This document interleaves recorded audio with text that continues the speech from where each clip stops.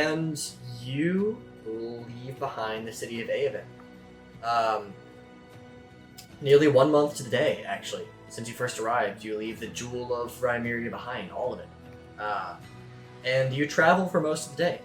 And as the city's skyline begins to sink below the horizon, you know, the 5 spires of Isidorus, High Keep, the Imperial Gardens, the architecture that you have come to know and love, there are a number of things you do not see, but it would be right for you to know anyway. We start on a quiet street, where the smell of fresh baked bread wafts lazily through the open window of a small bakery. Inside, an old man struggles to bend over and pull another, batch out of the oven. As he starts to stoop, a younger man, a man with only one arm, puts a hand on his shoulder and stops him. And Gorwyn smiles at his grandfather. He's like, I've got it, Poppy. And oh my god. Oh! Poppy. And, slowly shuffles backwards a few steps, making room for Gorwyn. It's Gorwyn!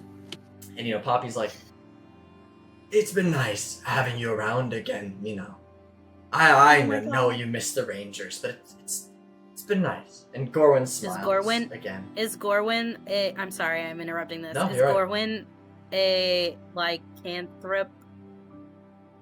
You will not know. Lycanthrope. I don't think we ever figured that out.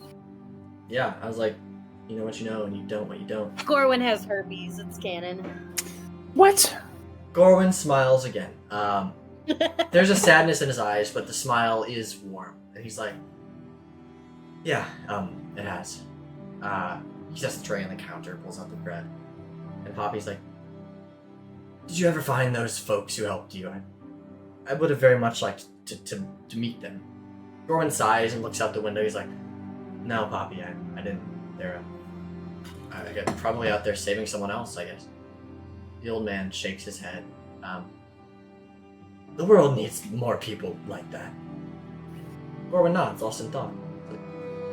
Yeah, it does. The scene changes. Hilda stands nervously on the front porch of a small apartment in Eastwood. She takes a deep breath, steels herself, and then knocks. A moment passes, and then a middle-aged woman with fiery red hair opens the door. The surprise on her face is quickly replaced by annoyance. Seriously, Hilda? Hilda hesitates.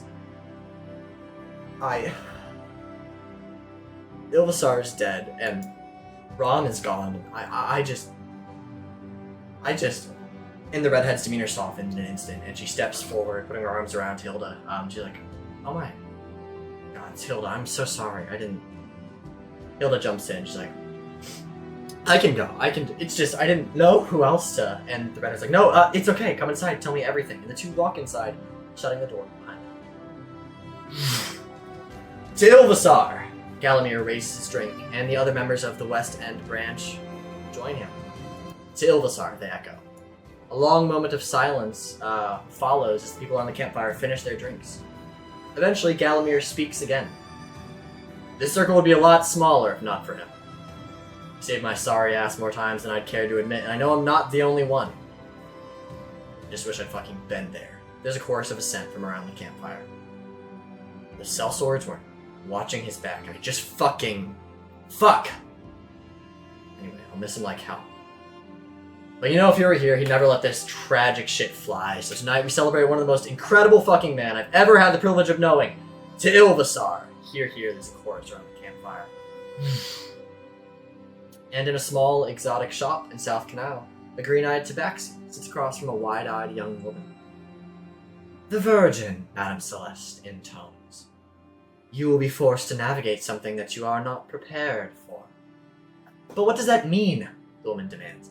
Madame Celeste takes a deep breath and reaches for the next card. As she does, though, she slips another from her sleeve, and with a quick sleight of hand, pulls that one instead. She places this new card on the table. Ah, the wedding. I knew it! The woman shrieks. He is the one! Madame Celeste sighs, but the woman doesn't notice. Oh, thank you!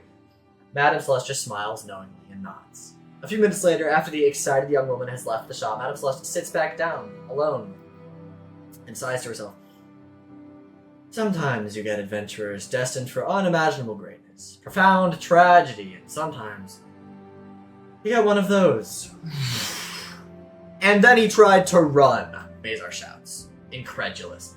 He watched me carve through 3 of his bodyguards, and then was like, yeah, I can probably outrun him. And this guy's been fed from the silver spoon his whole life too, so the cardio might have killed him first if I hadn't thrown a spear through his spine. He and Rufus round the corner into Mayzar's display room, where you left Nilvasar's corpse. Jeez, Mayzar says. Honestly, I didn't think they had it in them. Rufus nods grimly. Me either. They claimed he was a shapeshifter, somehow able to change his physical form at will, I think. I don't know what the hell gave him that idea, but I figured you might want to take a look at the body before I got rid of it. Mayzar looks at the corpse with renewed interest. Change his physical form?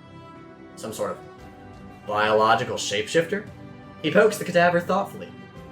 That would not be good. And in a small cafe on the north side of the city, a Cassia sits across from a young, half-elven man. No fucking way. She just left? He says, leaning forward. Cassia nods. I know, and I kind of knew what I was getting into because she's a mercenary for some noble house in Gorwyn. Still, she was really cool. I let myself get my hopes up. The half-elf just shakes his head. Girl, you gotta stop falling for the strong, silent, mysterious types. The mystery is always just commitment issues. Cassia laughs. Don't I know it? She did say she'd keep in touch, though, so I guess we'll see what long distance looks like. The guy throws his hands up. Hey, it's your funeral. Don't say I didn't tell you so, though. That girl's gonna be more trouble than she's worth. The scene changes again. And somewhere, deep in the Blackwoods, the Ivy House sits the same as it's sat for over 300 years. Rays of light filter gently through the windows, catching the dust particles as they drift lazily through the air. Everything is still. Outside, though, a single vine has started creeping up one of the walls. There is ivy growing on the Ivy House. Everywhere you go, you leave ripples in the world around you. Your choices are slowly but surely changing the course of history. Jax would still be in school. Gorwyn would still be in the Blackwood Court. Ilvasar and Nilvasar both would still be alive if it weren't for you. Yesterday in Mirasol, today in Eyov'n, and tomorrow, who knows? You are traveling with an ancient magical artifact of incredible power. You're speaking with gods or Alder or the universe itself in your dreams, and you are making powerful, powerful enemies. As Eyov'n finally disappears from view, the future feels as boundless as the Cussin Plains all around you. And that is where we'll end tonight's session.